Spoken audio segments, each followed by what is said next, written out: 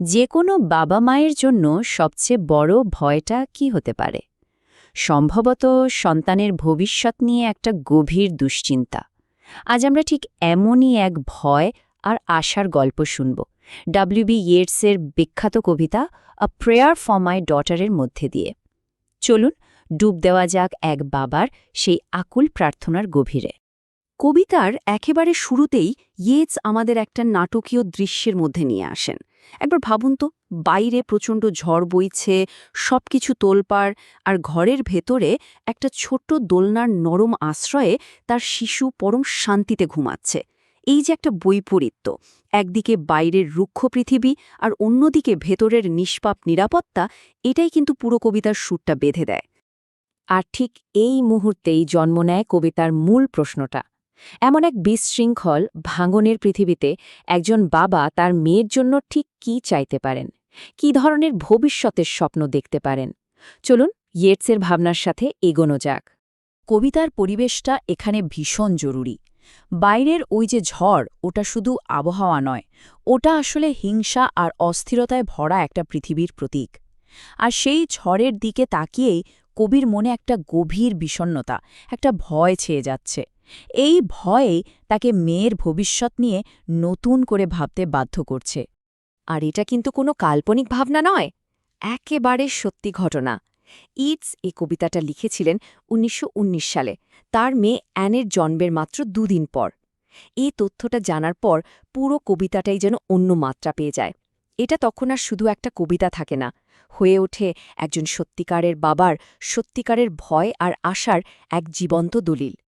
তো ইয়েটস তার মেয়ের জন্য কি প্রার্থনা করছেন সেটা ভালোভাবে বুঝতে হলে আমাদের কবির জীবন আর তার জীবনে ছাপ ফেলা নারীদের কথা একটু জেনে নিতে হবে, কারণ তার ব্যক্তিগত অভিজ্ঞতাই কিন্তু এই কবিতার প্রতিটা শব্দকে, প্রতিটা ভাবনাকে রূপ দিয়েছে। এক ঝলকে যদি ইয়েটসের জীবন দেখি, ১৮৬৫ সালে ডাবলিন, আয়ারল্যান্ডে তার জন্ম। ১৯১৭ সালে তিনি জর্জি হাইড লিসকে বিয়ে করেন। আর ঠিক তার ২ বছর পরে ১৯১৯-এ মেয়ে অ্যানের জন্ম হয়।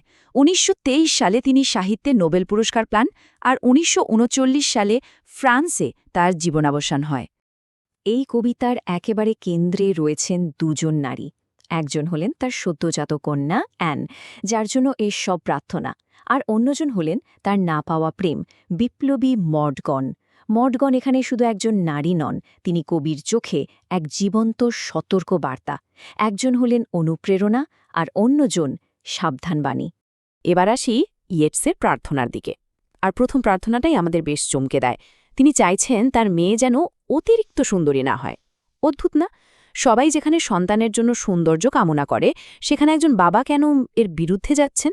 কবির নিজের কথাতেই ব্যাপারটা পরিষ্কার বোঝা যায়। তিনি প্রার্থনা করছেন সে যেন সুন্দর হয়, কিন্তু এমন সৌন্দর্য যেন তার না হয় যা কোনো অচেনা মানুষের চোখে পাগল করে দেয়। মানে তিনি এক স্নিগ্ধ, ভারসাম্যপূর্ণ সৌন্দর্যের কথা বলছেন, যা বিপদ বা অহংকার ডেকে আনবে না। নিজের এই ভাবনার পক্ষে ইয়েটস দুটো খুব জোরালো উদাহরণ দেন।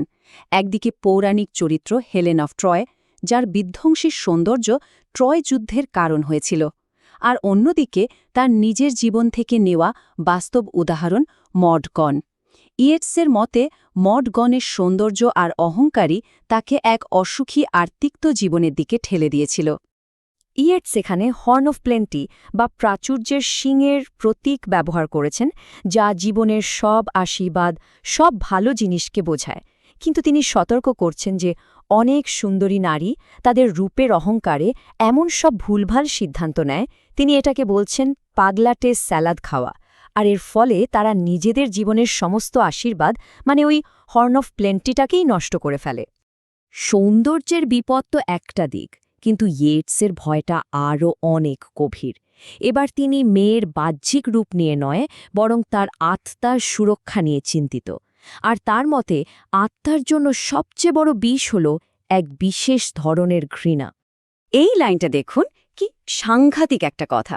ইয়েটস বলছেন বুদ্ধিবৃত্তি ঘৃণাই সবচেয়ে খারাপ, তাই সে যেন মনে করে মতামত জিনিসটাই অভিশপ্ত। এখানে তিনি আসলে কট্টর বা একগুঁয়ে মতামতের চরম বিপদের দিকেই আমাদের দৃষ্টি আকর্ষণ করছেন। কিন্তু এই বুদ্ধিবৃত্তি ঘৃণা ব্যাপারটা ঠিক কি?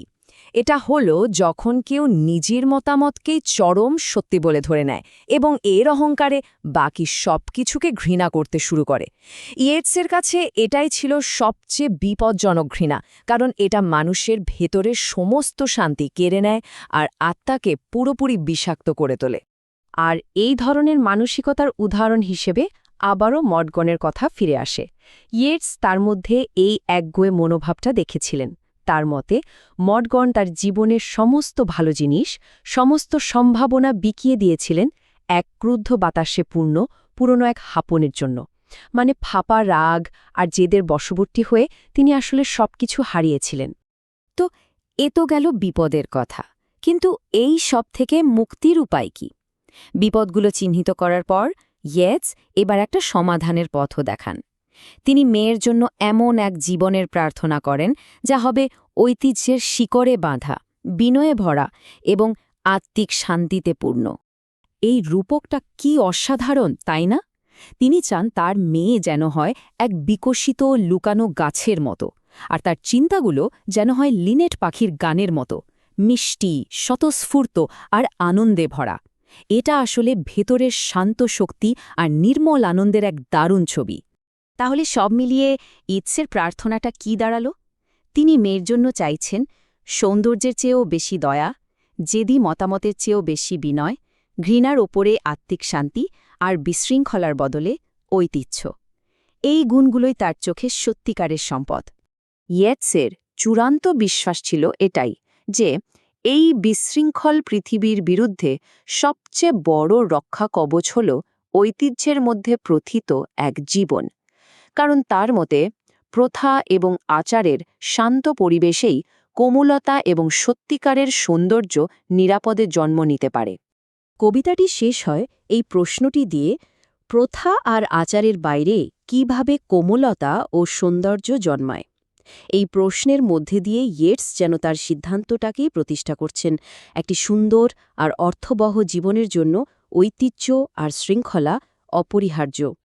কবিতাটা লেখা হয়েছিল ১০০ বছরেরও বেশি আগে, কিন্তু ভাবুন তো আমাদের নিজেদের এই অস্থির সময়ে দাঁড়িয়ে পরবর্তী প্রজন্মের জন্য কোন গুণগুলো সবচেয়ে বেশি জরুরি? ইয়েটসের এই ১০০ বছরের পুরনো প্রার্থনা আজও আমাদের নতুন করে ভাবায়, তাই না?